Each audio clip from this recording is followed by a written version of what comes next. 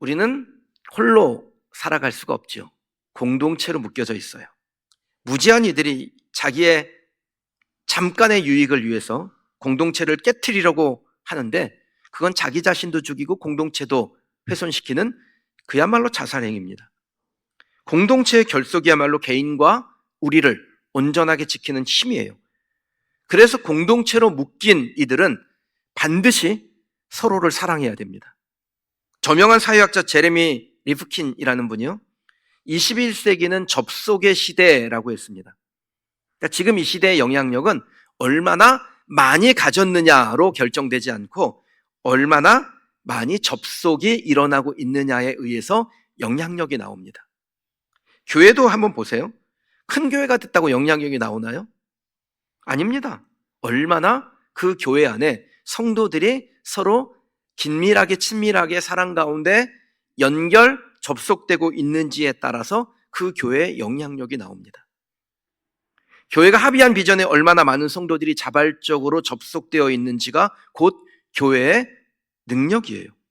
주일 예배 사람들이 많이 와도 봉사할 사람을 찾기가 어려워요. 비전에 동의한 그 성도의 점도가 약합니까? 그 속빈 강정과 같은 교회예요. 바람 불면 훅 하고 넘어질 겁니다. 사랑하는 성도 여러분, 서로 접속되시길 바랍니다. 서로 연결되시길 바랍니다.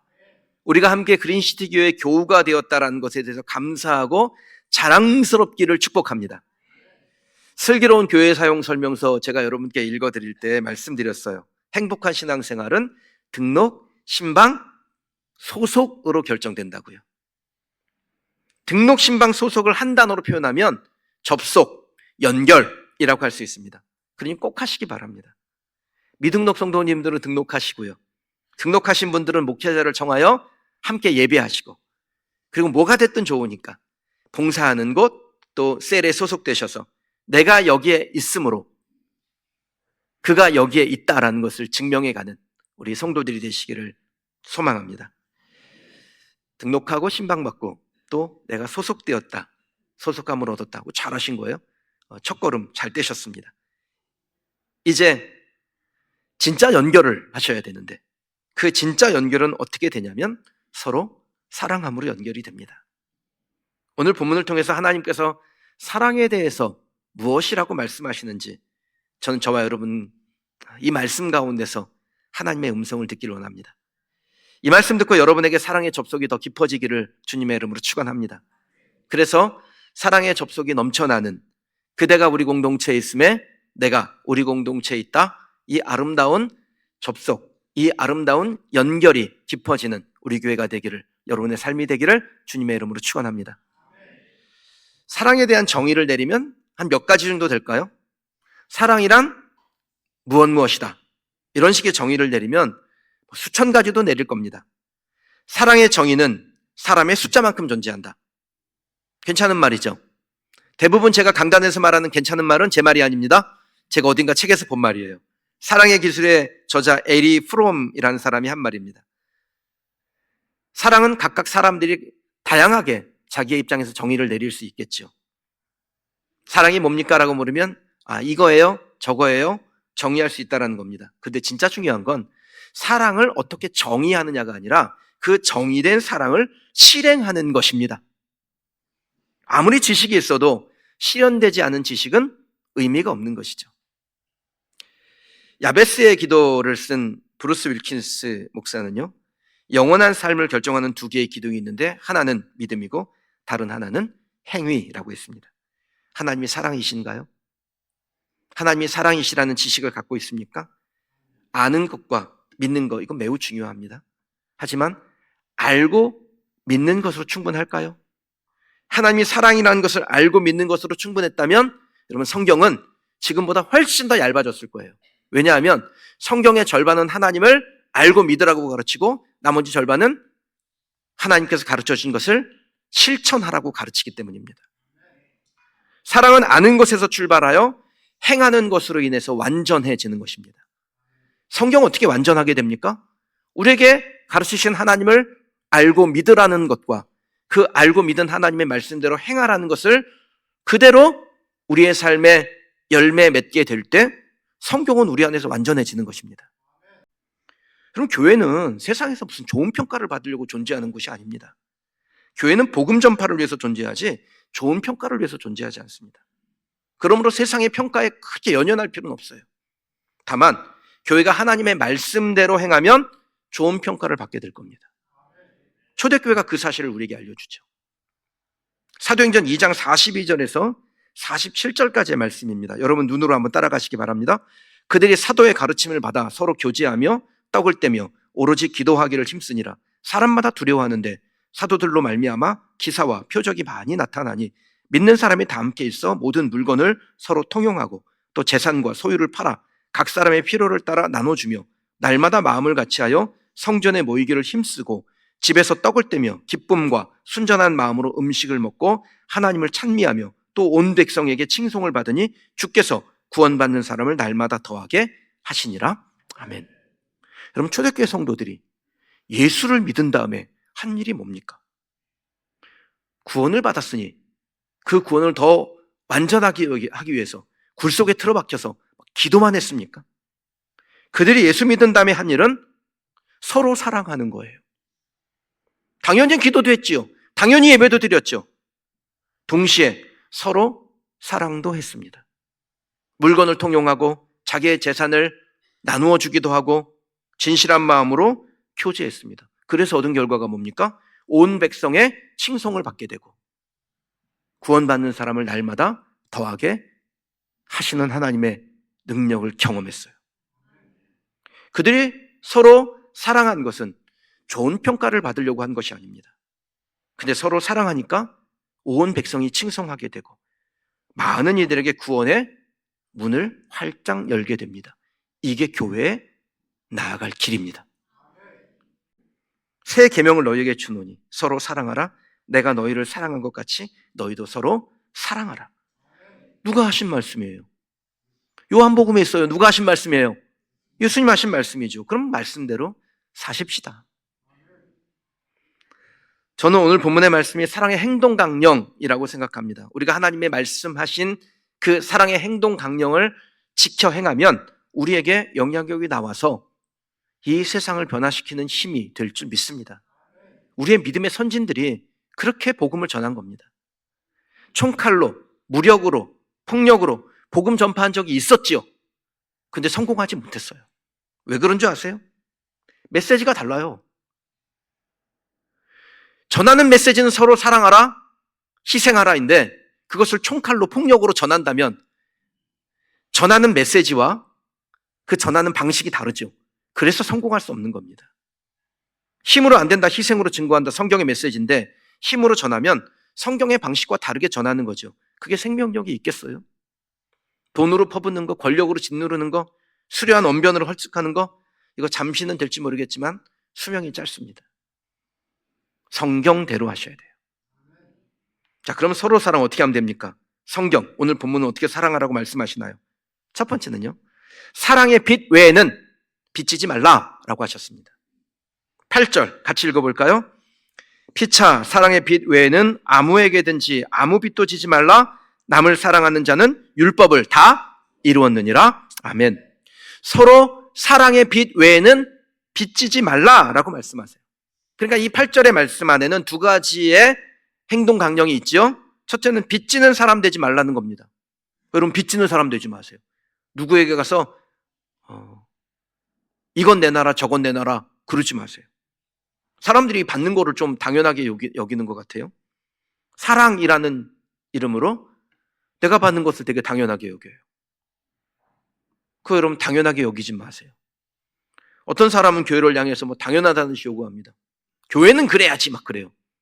아 맞아요, 교회는 그래야 돼요. 그런데 교회는 꼭 그래야지 라고 한다면 그건 사랑을 오해한 거예요. 사랑은요 자발성을 근거로 해요. 본질이 자발성이에요. 주는 사람도 받는 사람도 자발성에 의해서 주고 그 자발성의 원리에 의해서 받아들이는 겁니다. 그러니까 사랑을 왜곡하시면 안 돼요. 주는 사람 입장에서는 조건 없이 주는 것이 맞습니다. 근데 줄 때 반드시 필요한 건 자발성이에요. 억지로 하지 않고 다른 사람의 눈의 시선 때문에 하지 않고 자발적으로 하는 거예요. 그러므로 사랑을 받는 사람도 상대방의 자발성에 맡겨야지 강요해서는 안 됩니다. 교회가 사랑하는 거 맞습니다. 그런데 교회가 사랑해야지 그러면 안 된다라는 거예요. 자발성이에요.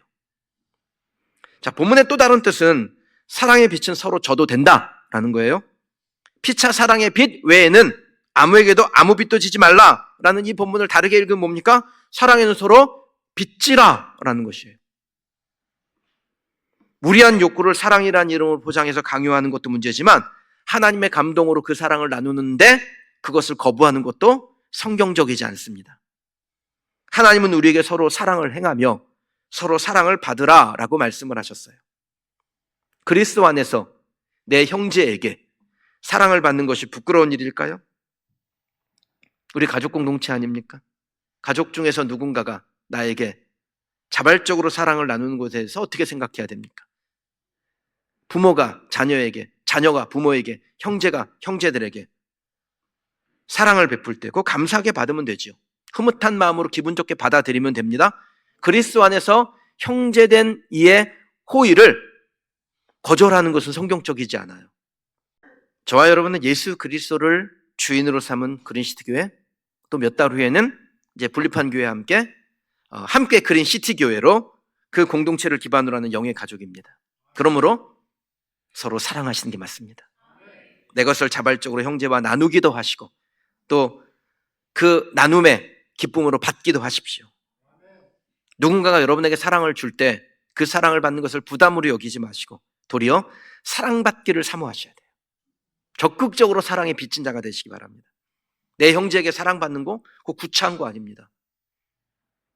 내가 사랑받고 그 사랑을 누군가에게 나누어 주시면 됩니다. 그게 말씀대로 사는 거예요. 그러니까 말씀대로 사는 거룩한 행동을 서로가 서로에게 제공해 주는 그 아름다운 공동체를 만드는 것이 하나님이 우리에게 원하시는 것입니다. 주의할 것은 내가 사랑받지 못했다고 그것에 대해서 분노하거나 사랑을 강요해서는 안 됩니다. 말씀드렸죠. 사랑의 본질은 자발성이라고요. 억지로 하면 그것이 훼손이 돼요. 서로 사랑하되 억지가 아닌 자발적으로 사랑해야 되고 그 사랑을 부담으로 여기지 말아야 되고 감사로 받아들일 때 우리는 성경 공동체 될 수 있습니다. 사랑하는 성도 여러분, 우리는 예수 안에서 주님의 공동체, 가족입니다. 우리는 서로 사랑의 빚진 자들이 되어야 합니다. 자발적으로 내 형제를 도울 수 있는 축복의 통로도 되며 또 사랑을 받는 것을 두려워하지 않는 사랑의 사람이 되어야 합니다. 억지로 강요는 마시고요. 사랑의 본질이 자발성이니까 여러분에게 그 자발성에 의해서 서로 사랑하고 사랑을 받아들이는 아름다운 믿음의 공동체 함께 이루어가시기를 주님의 이름으로 축원합니다. 그리스도 안에서 서로에게 행복을 주는 사랑이라면 서로 빚지는 사람 되기를 바랍니다. 그래서 사랑의 바이러스, 그 행복의 바이러스들이 우리 가운데 계속해서 번져나가고 따뜻한 영적인 정서가 다져지고 견고해져서 우리 교회 안에 들어오는 일마다 하나님 주시는 사랑으로 회복되고 그 사랑을 나누는 축복의 통로가 되기를 주님의 이름으로 축원합니다. 서로 사랑 어떻게 하는 것일까요? 성경 어떻게 사랑하라고 말씀합니까? 두 번째, 이웃에게 악을 행하지 않는 것입니다. 10절 같이 읽어볼게요. 사랑은 이웃에게 악을 행하지 아니하나니 그러므로 사랑은 율법의 완성이니라. 아멘. 그럼 10절에 사랑의 마침표가 무엇인지를 설명하고 있습니다. 사랑의 마침표가 뭡니까? 이웃에게 악을 행하지 않는 거예요. 우리가 악을 행하면 거기에 하나님의 의가 머물 수 없습니다.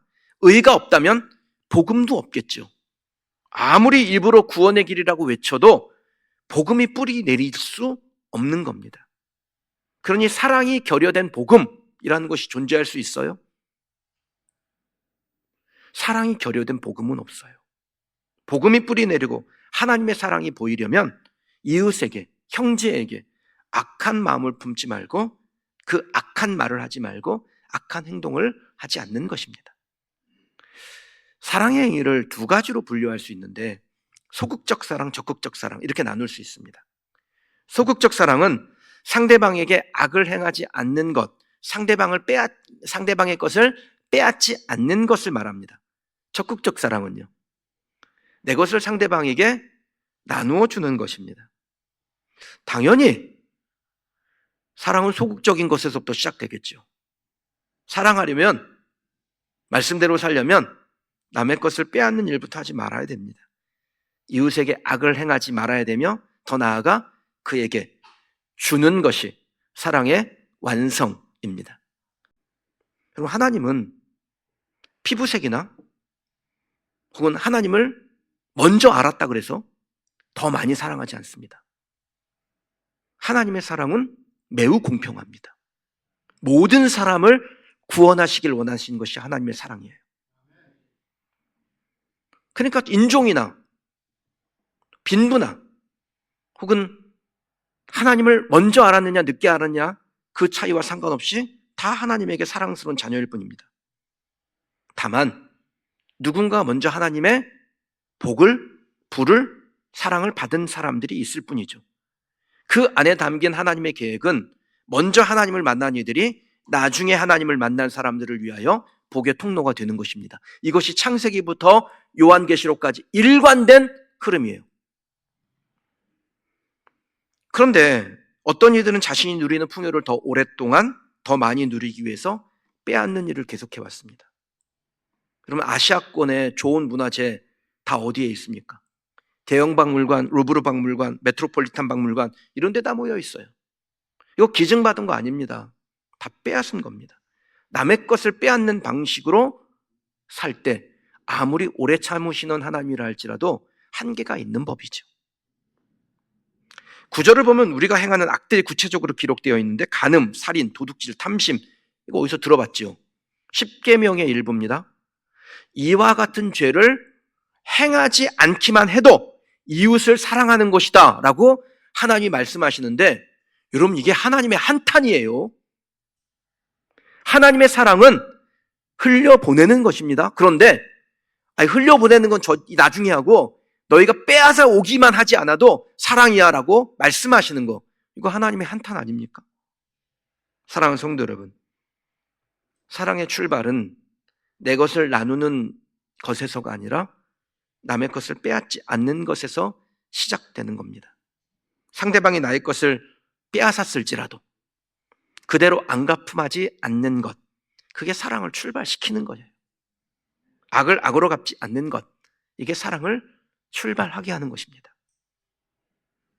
우리가 악한 대접을 받았을 때 그대로 받은 대로 갚아주는 거, 이거 사회적 통념입니다.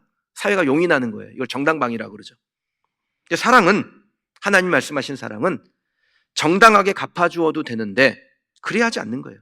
그걸 용납이라고 하죠. 그럼 이 용납이 사랑의 전부를 대변하냐? 그렇지 않습니다. 한 걸음 더 나가셔야 됩니다. 악을 악으로 갚는 방식, 그것을 하지 않는 것, 그 소극적 사랑이에요. 거기서 한 걸음 더 나가 적극적 사랑. 나에게 악한 일을 했을지라도 내가 그에게 선함으로 대하는 것입니다. 물질이든 마음이든 시간이든 필요한 사람에게 내 것을 나누는 것, 그것이 적극적 사랑이죠. 이 적극적 사랑을 할 때 성령님 우리 안에서 역사하세요.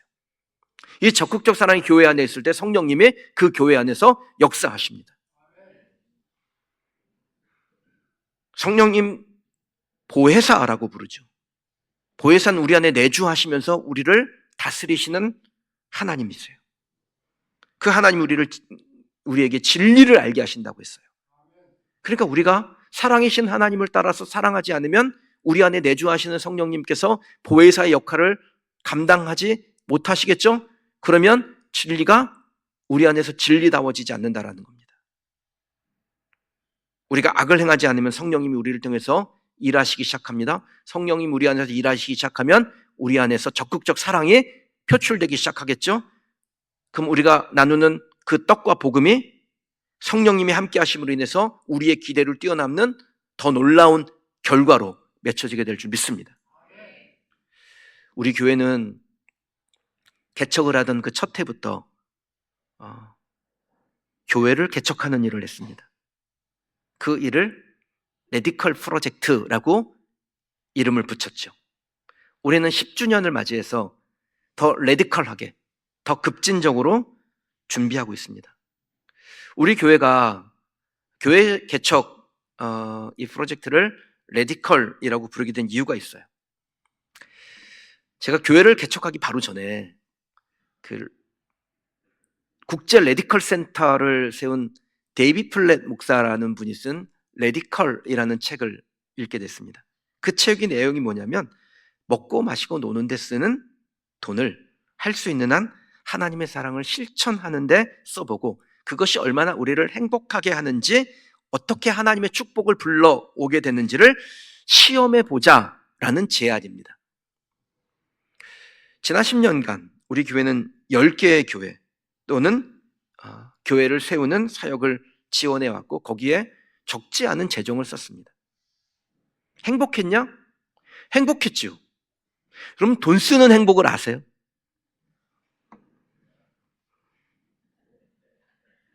그런데 그렇게 교회가 교회를 세우는 사역을 꾸준히 할 때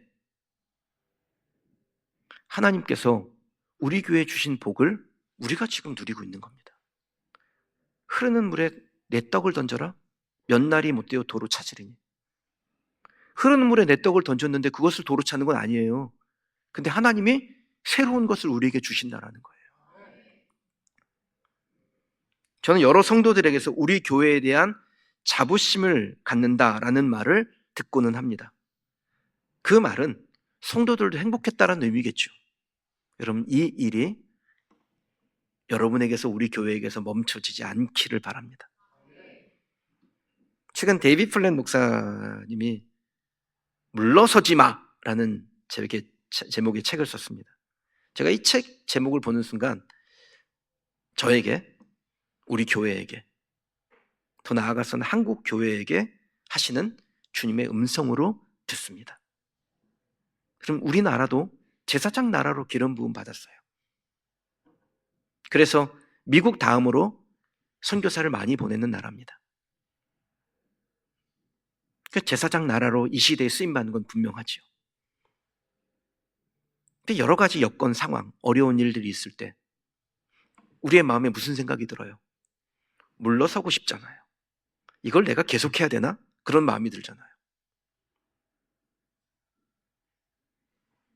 근데 하나님 우리에게 말씀하시는 거예요. 물러서지 마. 흐르는 물에 계속해서 떡을 던져. 그럼 몇 날이 못되어 도로 찾아. 찾을지 안 찾을지는 미래의 일이니까 지금 몰라요. 근데 어떻게 그 흐르는 물에 떡을 던집니까? 믿음이에요. 하나님이 하신다는 믿음. 그동안 개척교회를 국내 또 해외 선교지에 세워나갈 수 있도록 마음을 모아주신 우리 성도님들께 감사드리고 또 제안드리는 건 물러서지 마십시다. 계속해서 하나님께서 우리에게 주신 행복을 함께 누리기를 소망합니다. 우리의 사역이 멈춰지지 않도록 하나님께서 여러분의 일터와 사업과 가정과 삶에 하나님의 복을 더 풍성하게 부어주시기를 축복합니다. 우리에게 주신 축복이 여기서 끝나지 아니하도록 하나님의 부르심에 믿음으로 반응하며 사는 성도들이 되시기를 주의 이름으로 축원합니다.